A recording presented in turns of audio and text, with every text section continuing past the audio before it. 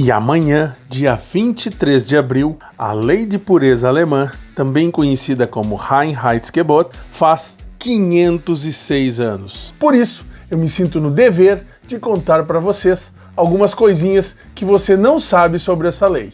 Fique comigo até o fim para saber o que é.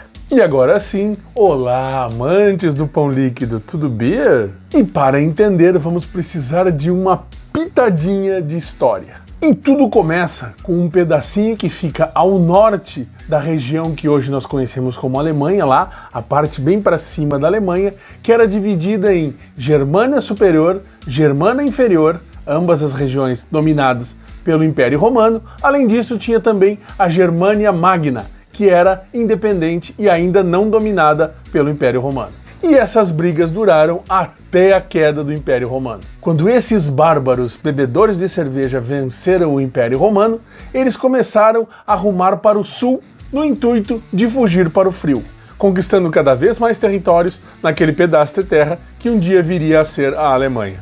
Nestes dias, o sistema que preponderou foi o feudalismo. No entanto, o que aconteceu é que, devido à sua natureza bárbara, esses feudos continuavam guerreando uns contra os outros a fim de conseguir mais terras, mais riquezas, mais escravos, enfim, conquistar sempre mais. Outro aspecto muito comum entre os povos, o que era?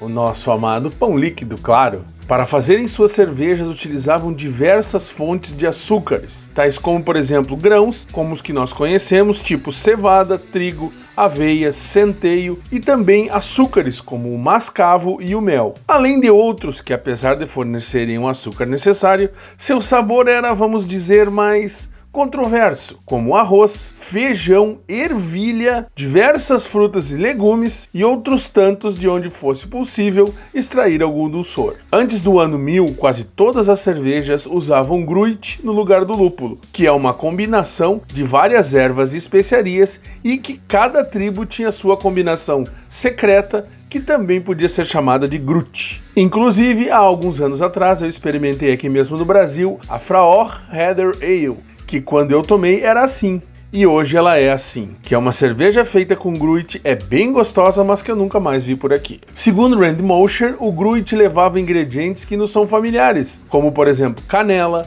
rúcula, cravo, gengibre, anis, noz moscada, cominho e outras nem tão comuns nos nossos dias, como alecrim do norte, milefólio, alecrim selvagem e uma penca de outras ervas e especiarias. Algumas delas, inclusive, se atribuíam propriedades alucinógenas. Esse gruit só poderia ser vendido pelo Gruitrecht, que era alguém nomeado por quem mandava naquele feudo ou alguém da igreja. E somente ele tinha o direito de vender gruit naquele feudo. Apesar do lúpulo ser utilizado em cervejas desde o século IX, foi somente entre os anos 1100 e 1200, e aqui há uma certa discrepância de datas nas fontes que eu consultei, que há um registro científico da utilização de lúpulo em cerveja. E esse registro científico foi feito por uma freira ou uma abadesa chamada Hildegard von Bingen, no seu livro que tem esse nome que está aparecendo aqui embaixo, onde ela descreve os efeitos calmantes e conservantes do lúpulo utilizado na cerveja. E aqui uma pequena curiosidade. Hildegard von Bingen não foi a primeira a falar sobre a utilização do lúpulo na cerveja. Esta honra se deve a Adelardo, um monge do mosteiro de Corbe, que fica na região onde hoje é a França. Em 822, Adelardo falou que os monges deveriam dar 1/10 tanto do malte quanto do lúpulo colhidos para o monge que fosse fabricar a cerveja. No entanto, ele não explicou como o lúpulo seria utilizado na bebida, como fez a abadesa. Em um desses territórios chamado Baviera, havia a constante preocupação do povo estar comprando uma cerveja que era cara e que muitas vezes utilizava ingredientes não muito recomendáveis para a saúde humana. O problema é que o trigo disponível estava todo sendo consumido pelas cervejarias, logo faltava para o pão. E o pão que era produzido, como tinha pouco trigo, acabava saindo muito caro. Para organizar a situação, o governante da época, Wilhelm IV, em português podemos chamar de Guilherme IV, promulga a Reinheitsgebot, que traduzindo para o português significa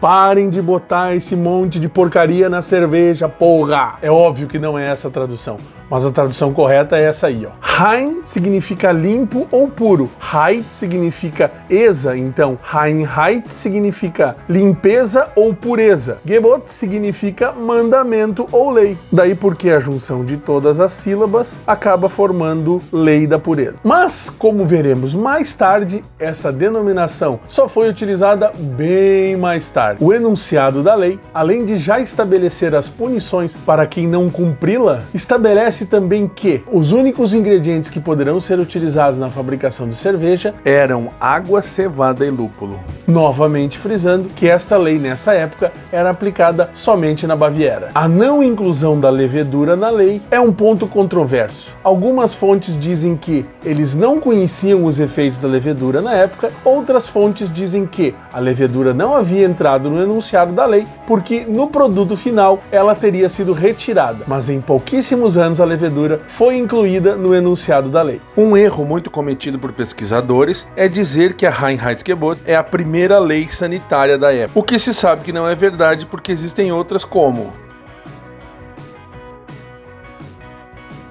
E aqui nesse ponto, uma pergunta que pode surgir é: tá, mas e as Weizenbier? Conforme afirma Rand Mosher nesse livro aqui, a fabricação das cervejas de trigo, graças a uma brecha na Reinheitsgebot, fica a cargo da família real por quase 300 anos. Essas cervejas de trigo eram muito comuns na Bavária naquela época. Porém, em 1872, Georg Schneider negocia a permissão para produzir esse tipo de cerveja, cervejas de trigo, na sua cervejaria em Berlim. O que acontece até hoje, como pode ser visto aqui em minhas mãos. Inclusive, as cervejas de trigo são responsáveis por 1/4 das cervejas consumidas em toda a Alemanha. Outro aspecto que precisa ser mencionado é que no ano anterior, 1871, com a chegada da Guerra Franco-Prussiana, as demais províncias alemãs se reuniram para proclamar o rei Guilherme I como imperador da Alemanha. Dentre estas províncias estava a Bavária, que exigiu como condição para entrar para o Império Alemão que a Reinheitsgebot valesse para todo o território alemão e não somente na Bavária, como era até então. O que só acabou acontecendo efetivamente em 1906. A denominação Reinheitsgebot só foi adotada de fato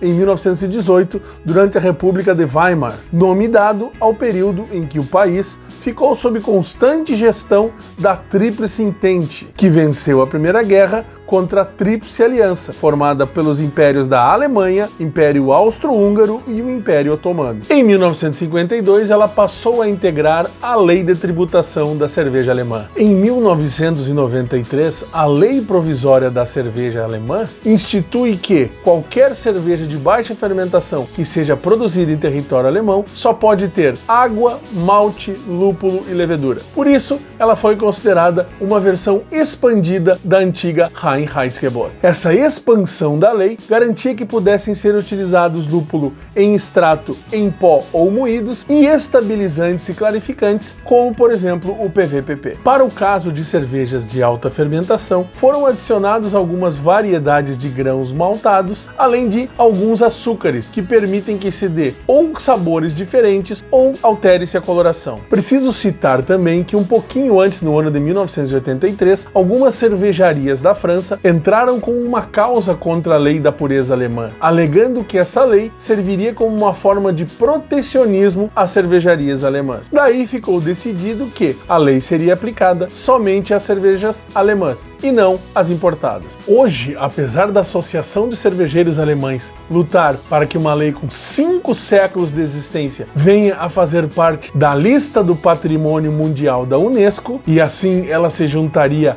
ao tango argentino, à culinária francesa e aos tapetes iranianos, esses já consagrados como patrimônios da Unesco, isso ainda não aconteceu. Mesmo a Reinheitsgebot sendo respeitada por muitas cervejarias em todo o mundo, está ficando cada vez mais difícil mantê-lo, porque as tecnologias que estão chegando, tornando as cervejarias muito mais competitivas, vão de encontro ao que prega a lei. Somando-se a isso a crescente demanda por cervejas sem álcool e sem glúten, está cada vez mais difícil manter a inscrição "Obedece à Lei de Pureza Alemã" no rótulo da cerveja. Espero que você tenha gostado do vídeo, deixa aqui embaixo nos comentários o que você achou, se inscreva no canal para receber conteúdos tão bons quanto esse sobre os mais diversos assuntos do universo do nosso amado pão líquido. No mais, desejo a todos saúde, sabedoria e boas cervejas. Até o próximo vídeo.